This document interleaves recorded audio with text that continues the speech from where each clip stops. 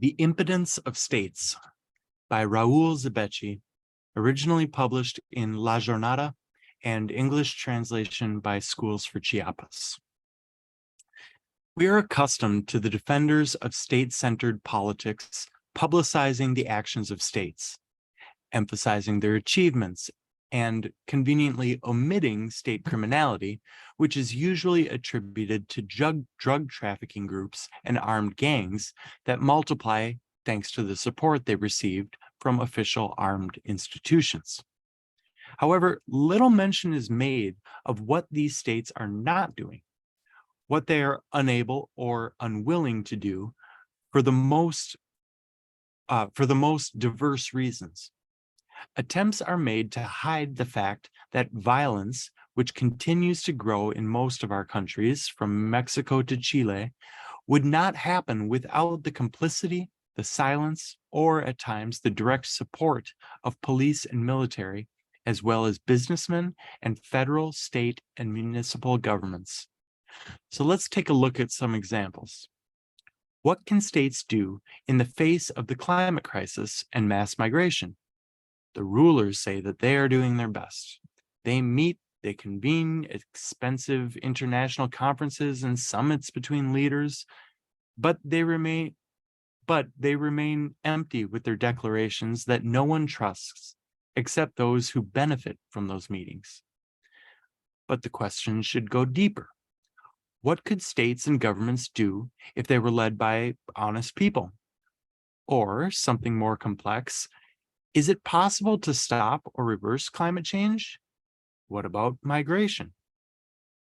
A study published by the journal Nature Sustainability says that 3 to 6 billion people, between 1/3 and 1/2 of humanity, could be trapped outside the environmental niche where life is possible, facing extreme heat, food shortages, and higher mortality rates unless emissions are drastically reduced or mass migration is taken into account.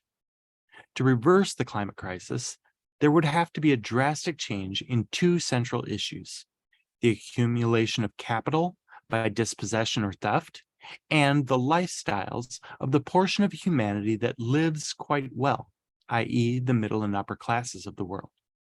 Both are impossible.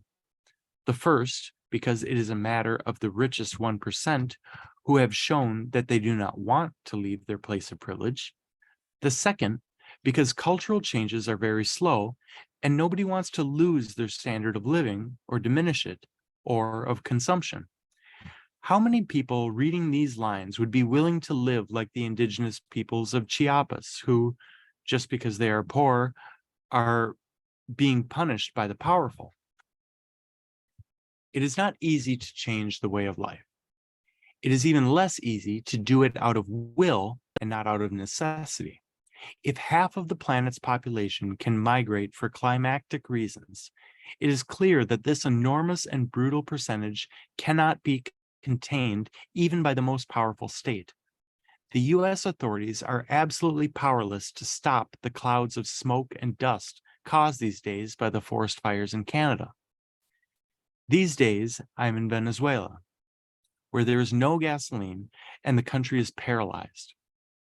I come from Uruguay, where I reside, and there is no more drinking water. Venezuela has the largest oil reserves in the world, and Uruguay used to be a paradise of abundant drinking water of very good quality. In both cases, we see the impotence of states. The refineries in Venezuela are 60 to 70 years old and have not been repaired, and now have almost permanent failures. Venezuela now depends on gasoline shipments from Iran. The monoculture of hydrocarbons is at the core of this tremendous crisis. In Uruguay, agricultural production for export is responsible for the current shortage, although it was aggravated by the long drought caused by climate change. Deforestation, soybean monocultures, and dairy farming are at the root of the current water shortage, since the main watersheds are polluted and no one has responded, neither the current right-wing government nor the previous left-wing ones. In both countries, accumulation by dispossession is ultimately responsible for the disasters. But the gravity of the situation affecting us can no longer be resolved either through demonstrations. In Montevideo, there are daily demonstrations, and they are necessary to alert the population in the face of official silence, nor through changes in government. The force of inertia to which Fernand Broadwell alluded is so important that not even the collapse of the current world system is capable of making populations change their habits, particularly the urban populations. 7 years ago, at the meeting Critical Thinking in the Face of the Capitalist Hydra, held in San Cristobal de las Casas, the EZLN warned about the scale of the migrations to be expected in this century. To some of us, it seemed exaggerated, but reality is overwhelming us.